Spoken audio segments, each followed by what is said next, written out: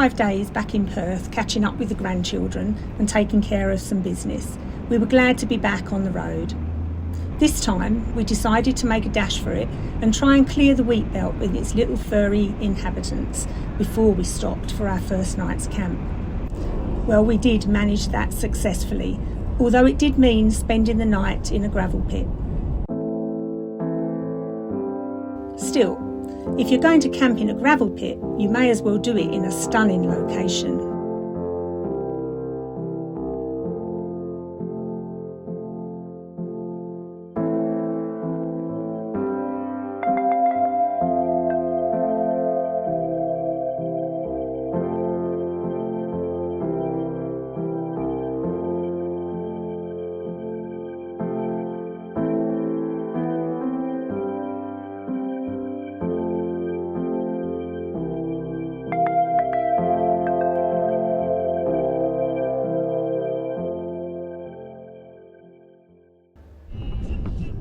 A few hours into our drive the following morning, we arrived at Mount Magnet. This little mining town is not unknown to us. We've never prospected here ourselves, but we have passed through on a few occasions. The first time was about 18 years ago, when we used the local hotel as an overnight stop on our way up to the Pilbara. To make a long story short, we were warned by Paddy that 2 fresh-off-the-boat Poms, or fresh off the plane in our case, had no business heading off into the bush unprepared. As usual, he was right. The landlord at the hotel suggested that we take a detour along the tourist route, and somehow, well, let's just say we took a wrong turn and we got hopelessly lost, only just managing to find our way back with very little fuel or water left. This time, we are wiser and much better prepared, so we decided to take on this infamous tourist route once again. Thankfully, this time we had no trouble finding our way back to the highway at the end of it. The first point of interest was Poverty Flats, where gold was once dug up like potatoes. Oh, how much I wish that was still the case these days. Then it was on to the last standing miner's cottage at Boogardie, although looking at the state of it, standing might be a bit optimistic for very much longer.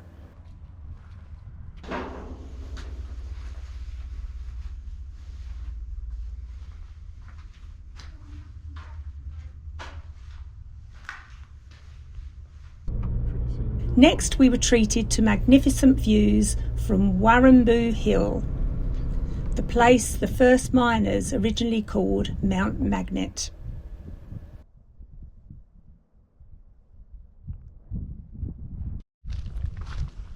Mining was tough, not just for the men, but for their families as well. In 1908, a typhoid outbreak hit the area. The unidentified bodies of a mother and a child who succumbed to the illness were discovered and buried by a kind stranger out of respect. Their gravesite has been maintained ever since, a tribute, I suppose, to all who suffered similar fates in such harsh conditions.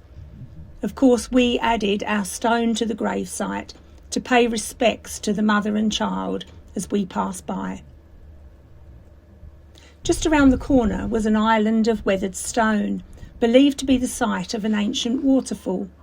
The area is littered with caves and fascinating rock formations.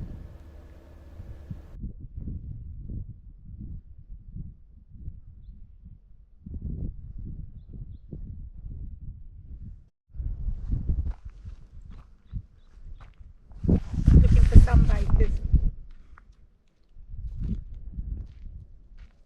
Our final stop was the old townsite of Lennonville, with a population of over 3,000. It was once larger than Mount Magnet itself. Standing on the old railway platform, it's easy to imagine the hustle and bustle of people arriving here over a century ago, all chasing gold and hoping to make their fortunes. Today, the trains are gone. The town has almost disappeared, and only the ghostly echoes remain. The next station after Lennonville was Big Bell. I hadn't realised it, but Wayne, knowing how much I love rummaging around these places looking for old relics, had planned our next stop at the Big Bell ghost town near Kew. Only 3 significant buildings remain standing: an unidentified building containing a large fireplace and an oven, the Catholic church, and the magnificent Big Bell Hotel.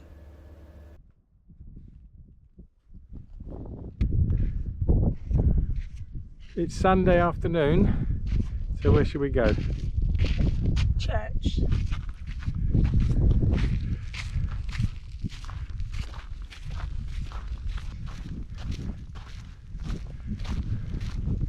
That's where the witches do their covenant, is it? Whatever they're doing is. Oh, they do have fires in here as well.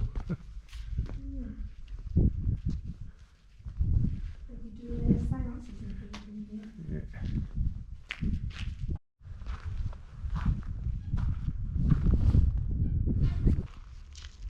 There's your way in. Yeah. Shh. What's this thing? Don't know.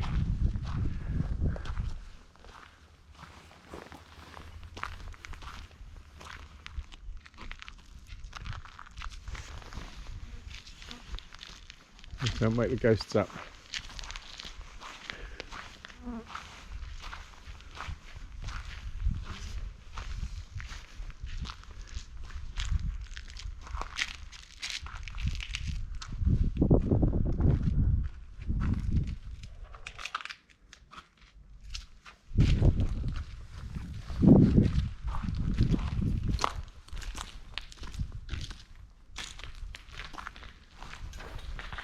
That's the front door.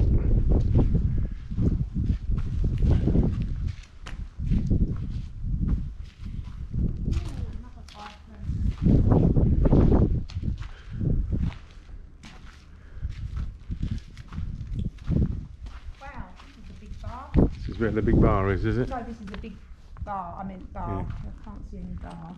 Yeah, this probably was where the big bar was. Yeah, I reckon. Fireplace up there, like that. Gone now.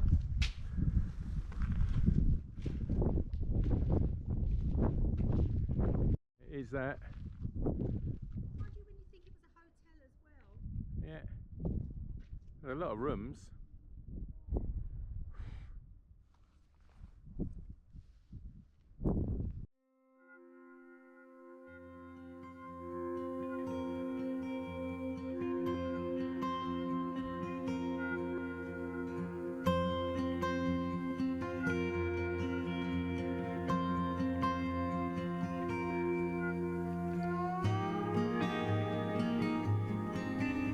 Well, we didn't find any interesting relics. In the 70 plus years since the town ceased to exist, anything movable, including most of the buildings, were dismantled and reused in places like Kew and Geraldton. And anything of significance that was left behind has long since been found. Even so, we weren't disappointed. The place was fascinating. We have just discovered that we are not far from a pending lease, so we may be able to do some prospecting. Wayne is going to go out and have a recce tomorrow and see if it's accessible. Ooh, how exciting.